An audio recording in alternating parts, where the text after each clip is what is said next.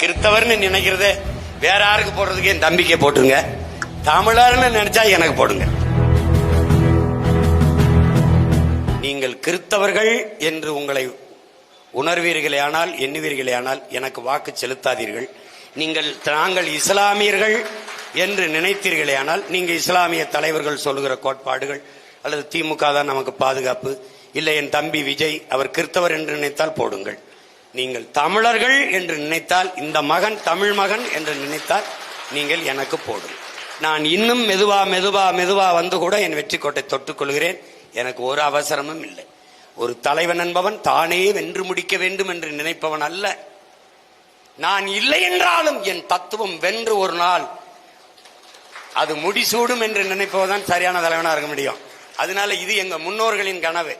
நீங்க என்னை இந்த சாதிக்காரன் இந்த மதத்துக்காரன் நினைச்சீங்கன்னா என்னை விட்டுருங்க, நான் அதுக்கு ஆள் இல்லை. அதனால அந்த பெருமிதமும் திமிரும் எவனுக்கு இருக்கோ, நான் இந்தியன் அங்கிட்டு, நான் திராவிடன் தூரப்போ, நான் தமிழன் எங்கூட வா, இங்க வா, நான் இருக்கேன், அண்ணன் இருக்கேன், இங்க வா. இதுதான் நாங்க அழைக்கிறது. அதனால கிறிஸ்தவர்னு நினைக்கிறத வேற யாருக்கு போடுறதுக்கு என் தம்பிக்கை போட்டுருங்க. தமிழர்னு நினைச்சா எனக்கு போடுங்க.